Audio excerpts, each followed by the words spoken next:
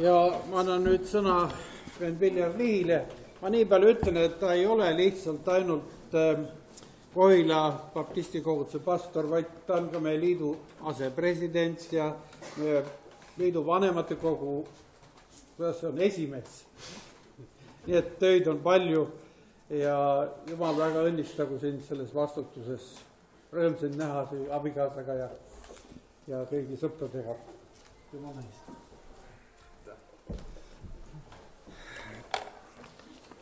Aitäh nende heade sõnade eest ja rõõm on olla täna teie keskel, kogeda seda Jumala armu ja tema suurust ja au, mida me tohime Jumala rahvana tunda, kui me kokku tuleme ühel meelel. Oleme advendi ajal, see on ju ootuse aeg, ettevalmistuse aeg ja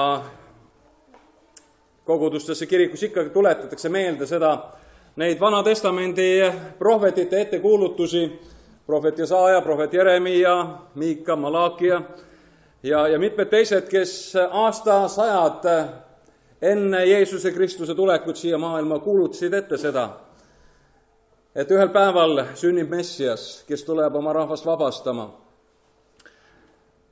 Ja täna me oleme kuulnud sellest Jeesuse tegudest siin.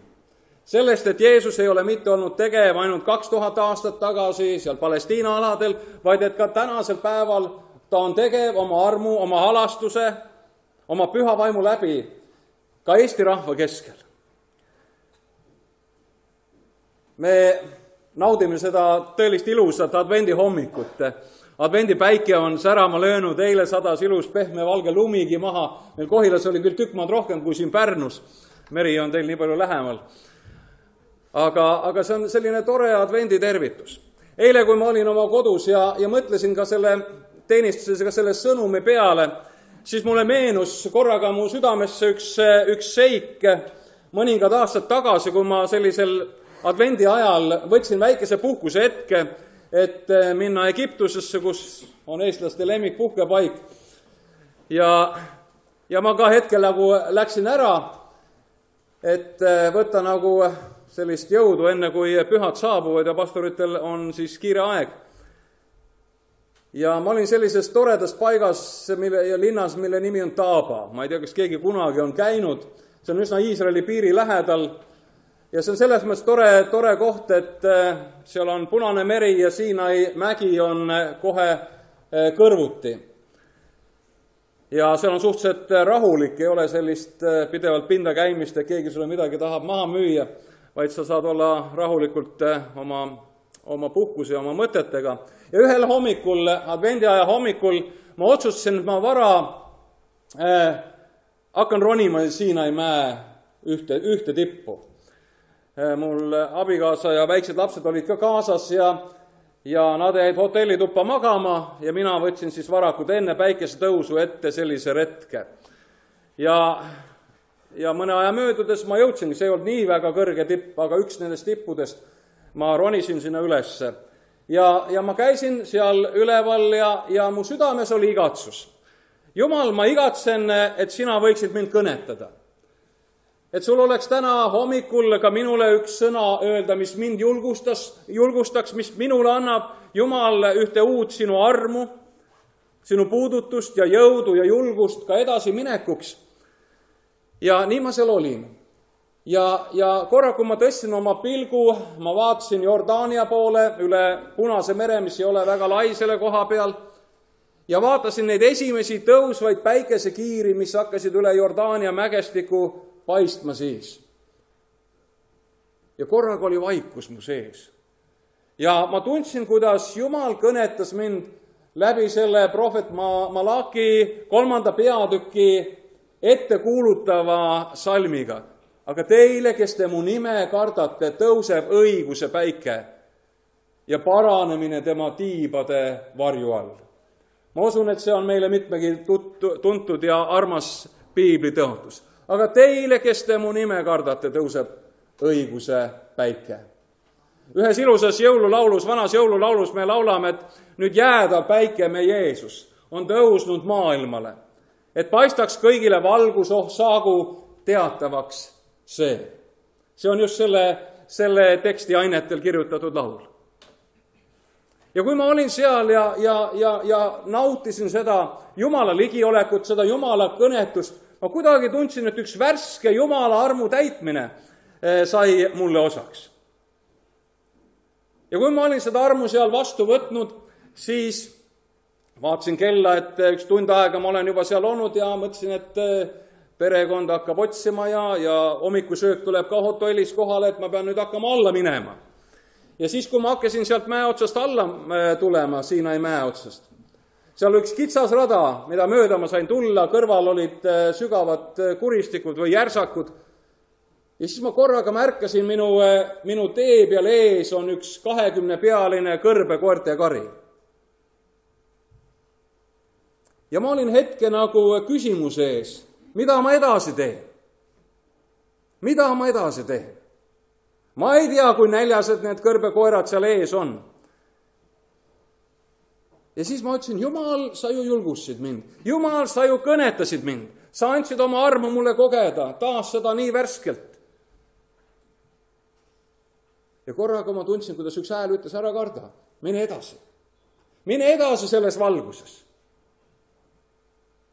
Ja ma läksin samm-sammult, vaatasin, see kari on ikka seal ees.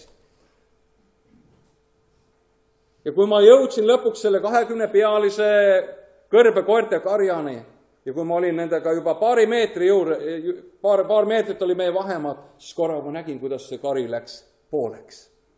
2 poole laiali. Paar väikest kutsikat tulid ja nuusutisid mind ja liputasid saba ja siis lasid nemad ka jalga. Ja korraga ma tajusin, et see oli kui üks Jumala antud advendisõnum mulle. Teile, kes te mu nime kardate, tõuseb õiguse päike ja paranemine tema tiibade varju all. Ja te saate uut julgust, uut lootust, uut valgust oma eluga edasi minna. Ka siis, kui te näete, et teie teeraja peal tulevad takistused, tulevad raskused, tuleb vastuseis. Aga kui te loodate minule, kui te peate kinni minu tõotustest, mis ma teile olen andnud, siis miski ei takista teid. Ja te saate olema õnnistatud ja õnnistuseks. Täna hommikul see sõna, mille juurde tegelikult ma tahan nüüd tulla, me pastoritena tavast paneme ju paika jumalateenistuse niimoodi, et on tunnistused ja on tervitused ja on jutlus, siis minu tänane sõnum on tegelikult tervitus. Advendi tervitus. Ja see on tegelikult ühe taevase saadiku ingli tervitus ühele noorele tütarlapsele. See on kindlasti tuntud tekst, mida sageli ka advendiaja alguses tihtipeale loetakse, aga tahan täna ka teiega seda teksti jagada. Aga 6. kuul läkitas Jumal ingel Gabrieli Galilea külla, mille nimi on Naatsaret. Neitsi juurde, kes oli kihlatud Taaveti soost Joosepi nimelise mehega. Selle neitsi nimi oli Maaria. Tema juurde tulles ütles Gabriel, rõõmusta sa armu leidnu. Issand on sinuga. Tema oli aga vapustatud nende sõnade pärast ja imestas, mida see teretus võiks tähendada. Ning ingel ütles talle, ära karda, Maaria, sest sa oled leidnud armu Jumala juures. Vaata, sa jääd lapseootele ja tood ilmale poja ja paned talle nimeks Jeesus. Tema saab suureks ja teda hüütakse kõige kõrgema pojaks ja issand Jumal annab talle tema isa Taaveti trooni. Ja ta valitseb kuningana Jaakobi soo üle igavesti ning tema valitsusele ei tule lõppu. Aga Maaria küsis, kuidas see võib juhtuda, kui ma ei ole mehega olnud. Ja ingel vastas talle, püha vaim tuleb sinu peale ja kõige kõrgema vägi on varjuks sinu kohal, seepärast hüütaksegi püha, kes sinust sünnib Jumala pojaks. Ja vaata, ka su sulane Elisabet on poja ootel oma rauga põlves ja see on 6. kuu temal, keda hüüti sigimatuks. sest Jumala käes ei ole ükski asi võimatu. Ja Maarja ütles, vaata, siin on issanda teenija, mulle sündigu sinu sõna järgi. Engel läks tema juurest ära. Aamen.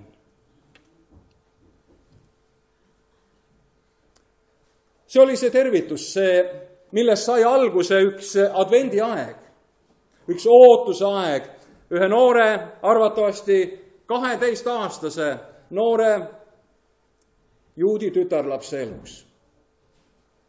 Ingli tervitus, rõõmusta, sa armu leidnu, issand on sinuga. Tahan täna kutsuda sind üles mõtisklema selle tervituse üle. Rõõmusta, sa armu leidnu. Mille pärast me võime rõõmustada? Mis on täna sinu rõõmu põhjus, kui sa oled siin Jumala kojas? Kuningas Taavet ütleb ühes oma laulus, et ma rõõmustasin, kui mulle öeldi, me läheme issanda kotta. Võib-olla täna sind on keegi kutsunud kaasa siia Pärnu Immanueli kirikusse või palvelasse ja sa võid rõõmustada sellest imeilusast advendi hommikust, säravast päikesest, nendest sõnumitest, mida sa kuuled täna, mida Jeesus on teinud mitmete eludes. See toob meie südamesse rõõmu. Me võime rõõmustada teineteisest, täna on sõpruskohtumine, koguduste sõpruskohtumine. Ja see sõprus on ka nii oluline asi, me tunneme rõõmu osadusest, me tunneme rõõmu, et Jumala rahvas saab kokku ja meil on hea koos olla, see on see tõeline ristiosadus. Osadus Jumalaga ja osadus teineteisega. Jeesuse juurde tulid kord tema jüngrid, kui nad tulid oma missioonilt tagasi ja suured asjad olid sündinud, kurjad vaimud olid välja läinud ja haiged olid terveks saanud, imed ja tunnustähed ja jüngrid olid nii põnevil sellest, nad jagasid sellest oma issandaga. Ja Jeesus ütles, sõbrad, see ei olegi kõige tähtsam, see ei olegi kõige suurem, vaid Jeesus ütles, et rõõmustage sellest, et teie nimed on taeva eluraamatusse kirja pandud. Teate, sõbrad, see on ka tegelikult tänasel päeval siin, kui me oleme meie kõige suurem rõõmu põhjus. Ega me ei ole seda kuidagi fookusest välja lasknud. Rõõmustada sellest, et meie nimed on taeva eluraamatusse kirja pandud. Et meie elul on igavikuline perspektiiv. Et meie elu ei ole mitte ainult siin selles maisuses, nende raskuste ja kiusatuste ja õnnetuste maal, vaid meie perspektiiv on üleval, igavikus, Jumala juures. Meie nimi on taeva eluraamatusse kirja pandud. Piibel sageli kutsub meid rõõmustama. Ka Paulus, kui ta kirjutab kogudustele ja ta ütleb, et olge rõõmsad, taas ma ütlen teile, olge rõõmsad, issand on lähedal. Issand on lähedal. Issandas on tegelik meie kõige suurem rõõmu põhjus. Rõõmusta sa armu leidnu, issand on sinuga. Ütles ingel oma tervituses Maarjale sellel tema advendi hommikul. Rõõmusta sa armu leidnu. See on väga huvitav nimetus ühe noore tütarlapse kohta. Armu leidnu. Ma olen sageli mõelnud selle peale. Tead, sa võid mõnele inimese kohta ütelda, et ta on armu leidnud. Sina ja mina, me võime olla armu leidnud võib-olla 20, 30, 50, 70 aastat tagasi. Aga tead, kui kellegi kohta öeldakse, et ta on armu leidnud, selles on nagu üks teine dimensioon, üks teine tähendus. See on tegelikult olemise viis, üks kristlase, uskliku inimese identiteet. See ei ole mitte minevikus, vaid see on olevikus. Sina ja mina, me võime olla armu leidnu. Ma usun, sa mõistad seda vahet. Kas armu leidnud kunagi aastate eest või tänasel päeval taas sa võid vastu võtta seda Jumala armu. Olla selles Jumala armus, mis on nii suur. Kes on see armu leidnu? Armu leidnu on see, kes armu on otsinud oma elus. Maarja, see noor tütarlaps. Piibel räägib sellest ja kui me edasi ka loeme, siis on öeldud, ta ise ütleb ka siin oma kiituse laulus, et Jumal on vaadanud alandlike peale. Näljased on ta täitnud heade andidega, aga rikkad tühjalt minema saatnud. Piibel ütleb, et alandlikud leiavad armu, aga suurelistele paneb Jumal vastu. Jumal on valmis jagama oma armu neile, kes igatsevad, neile, kes otsivad. Ma usun, et täna siin ka nii palju inimesi, kui meid koos on, me võime ka öelda, ma olen armu leidnud. Siin täna 4 inimest, kes meie ees käisid, nad rääkisid sellest oma eludest, kuidas nemad on Jumala armu leidnud taas ja taas. See on tõeline rõõmu põhjus, rõõmusta sa armu leidnud. Issand on sinuga. Mäletan ühel hetkel, kui ühel öösel, kui mul uni ära läks, ma olen ka juba nii vana, juba 2,5 sajand on käimas ja ikka läheb vahel uni juba ära öösel ja siis hakkavad mõtted käima, vaatad võib-olla isegi rohkem tagasi, natuke ka edasi ja kui sa vaatad tagasi, siis su elus hakkavad teatud asjad meenuma, mis su elus on olnud. Ja sellel öösel ka ma olin kuidagi Jumala ees ja ma ütlesin, et Jumal, ma tahan vaadata sinu armutegudele oma elu üle. Ja teate, kui palju asju, kui sa oled nagu selle igatsusega, et ma igatsen Jumal näha sinu armu, mida sa oled teinud minu elus. Mis ei ole mitte minu heaks olemise tõttu või et ma olen väga, väga õigeid otsuseid teinud. Siis korraga ma tajusin, et nii palju asju, mis on üle minu. Mulle meenusid mitmed seigad oma elus, kus ma oleks võinud surma saada. Ma arvan, 95% oleks võinud olla see olukord, mis oleks võinud surmaga lõppeda. Aga keegi pani otsustaval hetkel käe vahele. Mulle meenusid sellised hetked, kus ma oleks võinud oma elus väga valesid otsuseid langetada, mis oleks hiljem minu elu kuidagi hoopis teistsuguseks teinud. Ja ma tundsin, et üks käsi on vahele sirutanud ja on selle tee kinni pannud. Ja ma nägin, et see on Jumala arm. Ma nägin seal väga palju head ja positiivset, mis minu elus on. Ja ma nägin, et Jumala arm on mulle teed sillutanud. See on otse kui üks ettehooldus olnud minu elu jaoks. Jumal osutab oma heldust, osutab oma armu nendele, kes seda on palunud, kes seda on oodanud. Ka minul on õigus rõõmustada selle pärast üpris väga. Ja sõbrad, Piibel ütleb seda, et me saame Jumala armu päevast päeva. Igal hommikul on tema arm uus, ütleb Pühakiri. Igal hommikul. See arm, mis oli eile sinu jaoks. Jah, sa võid seda tagasi vaadata ja tänada Jumalat selle eest. Aga tänasel päeval sa vajad uut armu Jumala käest. Uut tema soosingut. Mäletan, kui ma kunagi aastaid tagasi piiblikoolis õppisin, siis meile anti Jumala armu kohta 2 erinevat definitsiooni. Üks definitsioon oli see, et Jumala arm on ärateenimatu soosing inimese elu jaoks. Ma usun, sa mõistad seda. Ärateenimatu soosing. Võib-olla me oleks ära teeninud karistuse, aga Jumal on meile armu andnud. Jumal on meile andestanud, ta on meile uue võimaluse andnud, tema arm on ära pühkinud kõik selle, mis on olnud valesti. Ta on soosinud meid.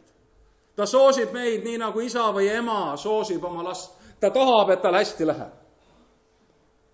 Aga teine Jumala armu definitsioon, mis mul jäi tollel hetkel ka väga meelde ja südamesse, et see Jumala arm on ka võimekus täitma teatud ülesanded, mida Jumal meie ellu toob. See on võimekus. Jumal annab meile võimekuse täita Jumala riigis ülesandeid. Oma eludes, ka praktilises eludes teatud ülesanded. see on Jumala arm. Ja Jumala arm annab ka andisid, et me saame neid ülesandeid sooritada. Tema tuleb meile appi. Rõõmusta, sa armu leidnud, issand on sinuga. Ma usun, et me taas ja taas ka kogudusena, ka Jumala rahvana, ka sellel advendi ajal ja enne jõulusel ajal, me vajame ühte uut ilmutust sellest suurest armupäikesest, Jeesuses Kristuses. Vajame uut ilmutust sellest, kui rikkad me tegelikult oleme. Ja teate, kui me selle ilmutuse saame, siis see teeb meid rõõmsaks. Ma mäletan, kui ma esimest korda Peetrit taas nägin, kui ma Vancouverist tagasi tulin ja kui ta mulle jagas oma lugu, seda, kuidas Jumala arm teda seal haiglapalatis puudutas. See oli üks kirgastumine. Me vajame neid kirgastumise hetki. Taas ja taas. Apostel Paulus, kui ta kirjutab sageli oma kirju, ja ta nii palju toonitab seda Jumala armu teemat, ja ta mitte ainult seda ei õpeta, vaid ta vaatab ka oma elu peale. Ja siis, kui ta kirjutab Timoteusele esimeses kirjas esimeses peatükis, ja ta ütleb, aga issanda arm on olnud minu vastu väga suur koos usu ja armastusega Kristuses Jeesuses. Suur Jumala mees, koguduste rajaja, missionär, õpetaja. Korraga, kui ta vaatab oma elule tagasi, ta ütleb, et Jumala arm on olnud minu vastu väga suur. Teate, kui ma lugesin seda salmi, siis ma mõtlesin, et Paulus oleks võinud ju palju lihtsamalt öelda. Ta oleks võinud öelda, et Jumala arm on minu vastu olnud suur. See on ju ka väga hästi öeldud.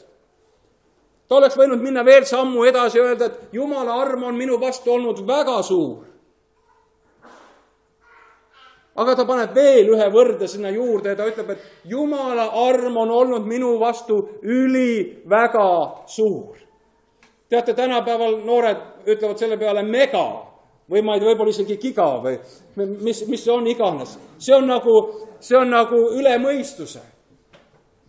See on nii suur. Kui Paulus vaatab tagasi oma elule, kui ta vaatab võib-olla sinnamaani, kus see Damaskuse tee, kui ta oli minemas selleks, et kogudust hävitada, ja kuidas Jumal tegelikult oma armuga teda maha murdis seal sellel hetkel. Ta nägi, et tema elu oleks läinud hoopis teises suunas, kui Jumala arm ei oleks sekkunud tema ellu. See on see päästev arm, see on see vabastav arm. See on see arm, mis annab ka meile selle ühe uue võimaluse ja võimekuse olla sellel positsioonil, kuhu Jumal tahab meid asetada. See on see ilmutus, mida me vajame igaüks. Jumala ülisuure armu tunnetust. Ma usun, et seda on kristlased läbi aegade taas ja taas kogenud. Mõtlesin eile selle peale, kui palju imelist muusikat, kui palju imelisi laule on kirjutatud Jumala armust. Kui sa hakkad seda meelde tuletama, võib-olla maailmas kõige üldtuntum laul, eks? Amazing Grace, o arm, võrratu sind kiidan ma. Mis sul veel meelde tuleb? Mis meie laulikutes on neid laule? Neid on päris palju, ma eile korra tegin selle registri lahti ja vaatasin, neid oli terve rida. Su arm lumena sätendab. Arm ääretu või mis see oli, mida me eile laulsime vanasti. Mäletad sa seda laulu? See oli väga vanasti, aga see oli ka üks ilus laul. Neid on nii palju. Sind lauluga kiidame, suur on su arm. Oh Jumal me vastu, kes oleme põrn. See on see, kui meie tunnetame tunnistame oma väiksust. Et me oleme tegelikult põrn. Ja siis korraga see Jumala ülisuur arm saab meie juurde tulla. Rõõmusta sa armu leidnud. O arm võrratu sind kiidan, ma mind õnnetud päästsid sa. Kurbus saab muudetud rõõmuks. See on see eluandev ja vabastav arm. Mäletan seda, kui minu vanaisa Edgar Kaldberg, kes oli ka pastor ja koguduse vanem, kui ta noore mehena mõisteti vangi. Ta oli Saksa sõjaväes olnud ja tal oli kohtuotsus ja talle mõisteti karmim karistus, mida tollel ajal anti Stalini poolt. Ta mõisteti surma. Ja siis läks mõni aeg mööda, kui natuke uuriti neid telgitagusi ja olukordi, mis olid ka sõjas. Ja siis leiti, et tema karistus asendatakse 10-aastase vangistusega. Talle anti armu, talle anti elu, talle anti armu, aga see arm ei teinud teda veel vabaks. See arm jäi nagu poolikuks, mis talle anti. Ta pidi 10 aastat olema veel Siberi vangilaagris. Jumala arm on see, mis toob täiusliku vabaduse. Ja see loob ka uut inimese elus. See annab ühe uue valguse, ühe uue perspektiivi. Kui me lugesime, panime tähele selle Maarja elu ja selle ettekuulutust, siis korraga Maarja tajus, et tema elus on üks uus algus. Kui Jumala arm oli langenud ta üle, see tõi uue alguse. Ja me teame, see algus oli Jeesuses. Jeesus oli tulnud ka tema ellu. Ta on tema sees, ta on tema südames, tema mõtetes. Ta on tema elu täiuslik osa. Ta ootab temas kasvamist ja arenemist. Rõõmusta sa armu leidnud, issand on sinuga. Kallid sõbrad, see on see rõõmu põhjus. Issand on meiega. Jeesus on meiega. Kui meie oleme need armu saanud, kui see on meie tõeline usuelu ja igapäevase elu identiteet, meie olemise viis, me oleme armu saanud, siis me võime teada, et Jeesus on meiega. Issand on meiega. Ta on sinuga sinu headel päevadel, ta on ka sinuga ka sinu rasketel päevadel. Ta on sinuga sinu tervises, aga ta on sinuga ka sinu haiguses. Ta on sinu kallite päevade issand, aga ta on sinu hallide päevade issand.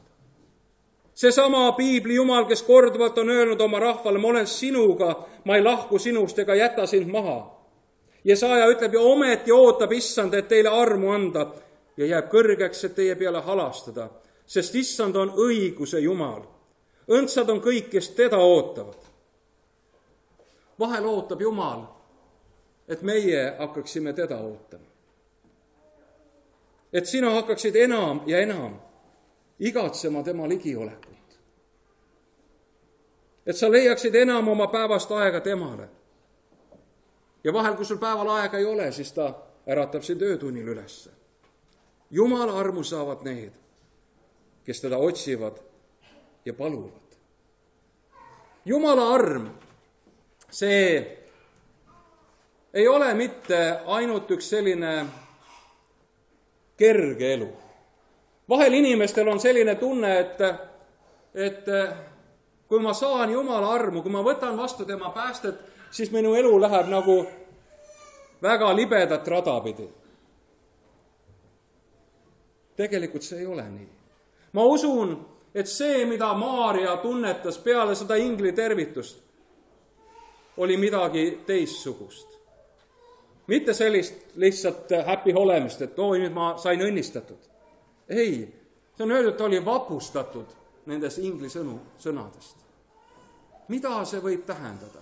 Ma usun, et talle meenusid oma rahva ajaloost, kaugest ajaloost mitmed inimesed, kelle kohta on öeldud, kuidas Jumala arm tuli nende peale. Võib-olla talle meenus piibli algusest Aabeli lugu või Noa lugu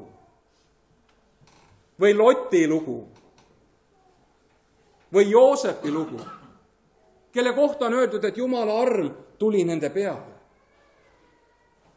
Ja kui sa vaatad nende inimeste lugusid, teate, siis sa ei näe, et nende elu oli kerge.